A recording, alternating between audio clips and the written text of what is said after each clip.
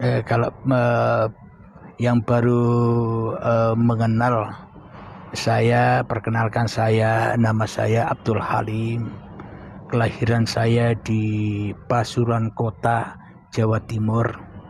Akan tetapi saya dihijrahkan ke Langkat, Sumatera Utara, perbatasan Aceh sejak 3 tahun yang lalu. Jadi saya sudah hijrah ke Sumatera Utara, karena Allah membuatkan pondok di sana. Tentang kajian-kajian ketuhanan. Jadi bila mengkaji Allah dari atas, kalau kita mengkaji Allah dari bawah, maknanya dari hawa nafsu, maka akan kelamaan, puluhan tahun tak akan pernah menemukan, karena manusianya yang masih berperan.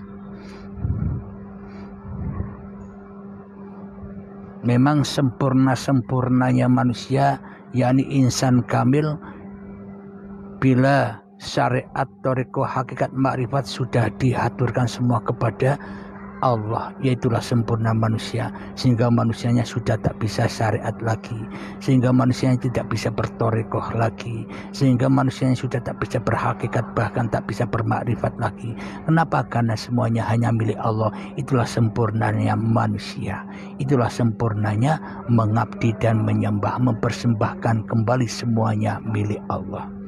Pasuruan Jawa Timur.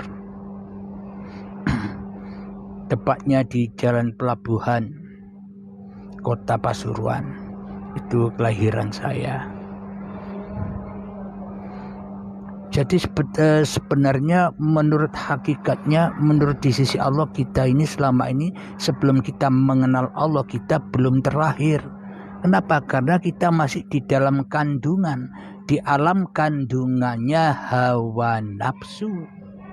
Kita masih di dalam alam kandungannya hawa nafsu, belum bangkit menuju alam bako, belum pulang kepada alam lillah. Kita masih jadi janin di dalam perut hawa nafsu ini, bergolak panas di dalamnya. Maka untuk lahir kembali, maka putuskanlah diri manusiamu, murtadlah kepada hawa nafsumu, maka engkau akan terlahir kembali, yakni lillahi ta'ala. Inna lillahi wa inna ilaihi rajiun. Untuk paham hal iman kepada gaib tentang Allah wujud gimana Mas? Selagi kita menganggap Allah gaib, berarti yang wujudkan manusianya. Berarti selama ini Allah dijadikan makhluk, manusianya dijadikan kholik. Kenapa? Karena yang wujud hanya kholik. Karena yang sebenarnya yang nyata hanya Allah. Tapi ketika Allah digaibkan, ditiadakan, berarti manusianya masih jadi Tuhan tuh sendiri di dalam dadanya. Ya gentayangan terus.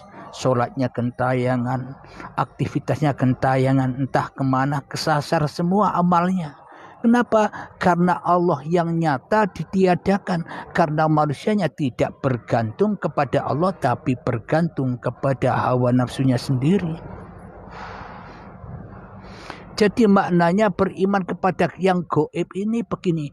Kita beriman, manusia beriman kepada yang gaib, percaya yakin bahwa yang gaib, yang tidak ada itu manusianya. Sedangkan Allahnya yang nyata, Allahnya yang wujud, itu yang dimaksud. Kang Mas, bisa dipahami Kang Kawung? Waalaikumsalam Mas Muhibbi. Itu yang dimaksud beriman kepada yang gaib. Beriman bahwa diri manusia kita lah, inilah yang gaib. Kalau yang nyata manusianya, berarti Allahnya tidak payu, Allahnya tidak berlaku. Bagaimana mungkin manusia nyembah Tuhan yang tidak ada, sedangkan manusianya merasa ada? Berarti yang dituhankan selama ini di dalam dada kita ya diri kita sendiri, bukan?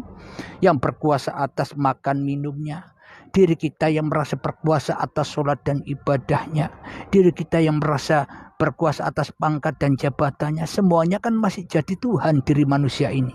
Sedangkan Allah tidak berlaku sama sekali.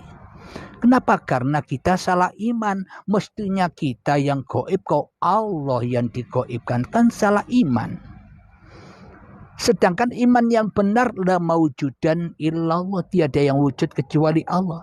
Sedangkan iman yang benar, la haula wala quwata illa billah, tiada daya upaya kecuali Allah. Itu iman yang benar. Berarti yang harus gaib bukan Allah, tapi manusianya yang harus gaib. Makanya talah Allah, man arafa nafsahu, bila barang siapa yang mengenal hakikat diri manusianya yang gaib, faqad arafa rabbahu, maka nyatalah Allah. Begitu Kang Mas. Assalamualaikum. Waalaikumsalam. Serupa tapi tak sama. Bagi yang baru bergabung, saksikan kembali live ini selengkapnya di YouTube Uripe Allah. Dikaji-kaji ulang supaya bisa dipahami.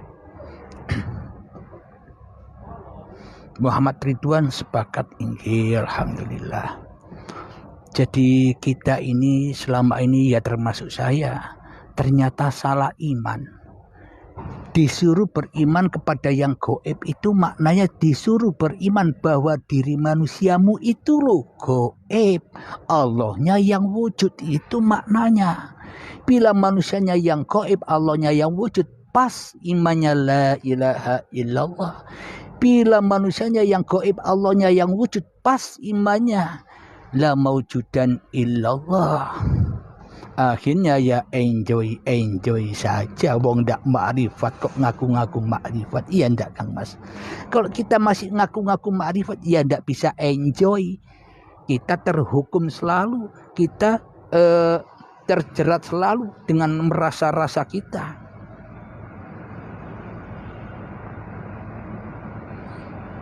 Iya, selama ini ternyata kita sendiri yang menghijab. Akan tetapi bila kita sudah menyadari semua itu siapa yang memanggung sandiwarakan kita, ya tidak ada yang salah sebenarnya, ya kan Mas? Karena sunatullah, kita dibuat begini oleh Allah, ya kan? Kalau kita sudah sadar bahwa semuanya apapun cerita kita, ya cerita Allah. Kalau kita sudah menyadari itu, mana ada dosa lagi, mana ada salah lagi, ya enggak Kang Mas? Akhirnya apa? Enjoy saja.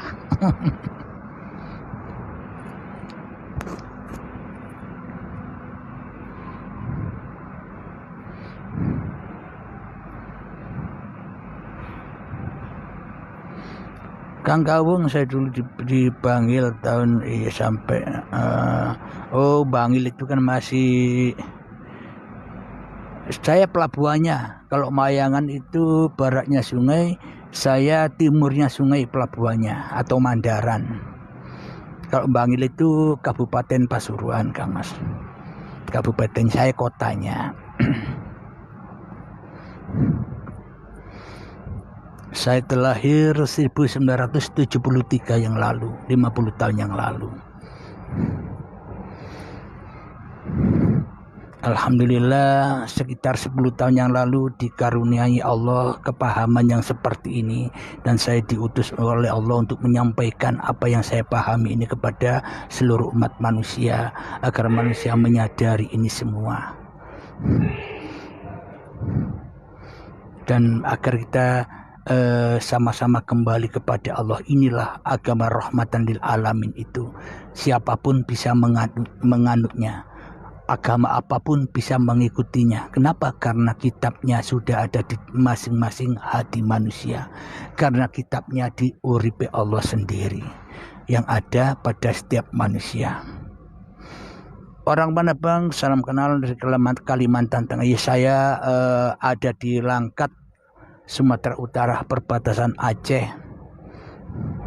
Sekarang sudah hijrah ke Sumatera Utara sejak 3 tahun yang lalu, membawa misi-misi ini. Ya ceritanya ada seseorang yang melihat YouTube saya 3 tahun yang lalu, terus orang itu menawarkan kepada saya, ayo kita bangun pondok di Sumatera Utara di Langkat. Kalau panjenengan berkenan, saya bangunkan pondok, Anda saya datangkan ke sini. Ya begitulah ceritanya.